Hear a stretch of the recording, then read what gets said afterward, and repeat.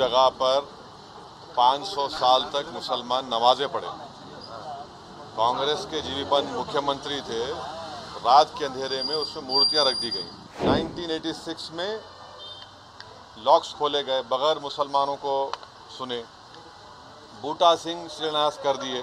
Supreme court is supreme but not infallible, ये उन्होंने कहा था। मैं फिर से कह रहा हूं, अगर जीबी पंत मूर्तियां हटा देते तो क्या आज ये दिन देखना पड़ता हमारे को? जब जीबी पंत चीफ मिनिस्टर थे तो उस जगह पर 500 साल तक मुसलमान नमाजें पढ़े।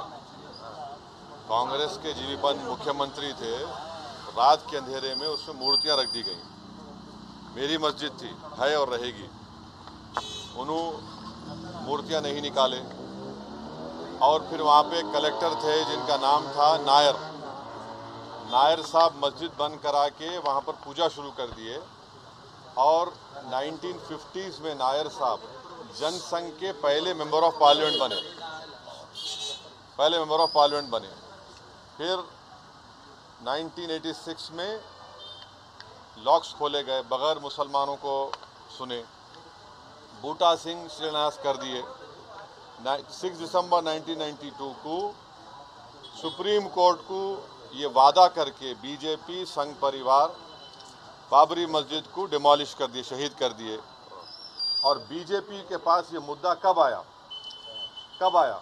आपको मालूम? आप लोग मालूम बीजेपी कब उठाई? 1989 में पालनपुर में बीजेपी रेजोल्यूशन पास करी। विश्व हिंदू परिषद जब फॉर्म हुई, जब तो राम मंदिर नहीं था। महात्मा गांधी बोले क्या? महात्मा गांधी इस बारे में बोले, उन्होंने तो बहुत बड़े, उन्होंने तो हे राम बोल के मारने वाला गोली मारा उनको, गोडसे, उनके ज़बान से ही तो निकला था। वो बोले क्या? नहीं बोले।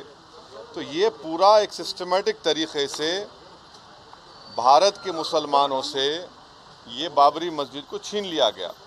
सुप्रीम कोर्ट का यकीनन फैसला है। सुप्रीम कोर्ट हमारे मुल्क की आखिरी एपेक्स कोर्ट है।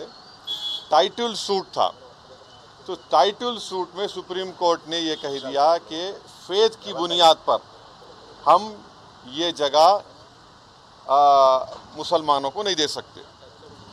सुप्रीम कोर्ट ये भी कह दिया कि वहाँ पर मंदिर को तोड़कर मस्जिद नहीं बनाई गई। ये सुप्रीम कोर्ट ने कहा उस जजमेंट में। और मैंने सुप्रीम कोर्ट के जजमेंट आने के बाद ये रिएक्शन आपको मीडिया को दिया था कि एक सुप्रीम कोर्ट के रिटायर्ड चीफ जस्टिस थे, उनका नाम जस्टिस JS वर्मा नाम था। उन्होंने सुप्रीम कोर्ट के बारे में कहा था कि supreme court is supreme but not infallible, ये उन्होंने कहा था। मैं फिर से कह रहा हूँ, और मैंने उस वक्त ये कहा था कि ये जजमेंट आने के बाद ऐसे कई मुद्दे खुल जाएंगे, जिसको अंग्रेजी में बोलते हैं Pandora box will be open. और आज आप देख रहे हैं कि हर जगह पर संघ परिवार जाकर ये बोलता है कि नहीं, यहाँ पर मस्जिद नहीं थी। ये मेरा मानना है, ये मेरा बोलना है, हम ये बोल रहे हैं। अगर जीबी पंत मूर्तियाँ हटा देते तो क्या आज ये दिन देखना पड़ता हमारे को? अगर 1986 में ताले नहीं खोले जाते तो क्या आज ये दिन आता? क्या अगर 6 दिसंबर को बाबरी मस्जिद डेमोलिशन नहीं होता तो क्या ये दिन देखना पड़ता? ये सवाल है हमारे, इसका जवाब कोई दे ही नहीं रहा है। और फिर ऊपर से जो अपने आप को सेकुलर बोलते हैं, वो बोल रहे हैं कि दिल्ली का मुख्यमंत्री और जो अलायंस में है, हम हर ट्यूसडे को सूरजकंड पाठ और हनुमान चालीसा स्कूल में, गवर्नमेंट स्कूल में पढ़ाएंगे। गवर्नमेंट स्कूल का कोई रिलीजन होता है क्या? हाँ, अभी तो सबका झगड़ा चल रहा है।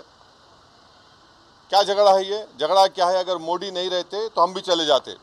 हम उन सब से पूछ रहे कि बताओ, ये जो मैं बातें कर रहा हूँ, 3 इंपॉर्टेंट इंसिडेंट्स बोल रहा हूँ। जीबी पंत जब चीफ मिनिस्टर थे 1986, 6 दिसंबर 1992, इस पर क्या बोलना है आप लोगों का? बोलो।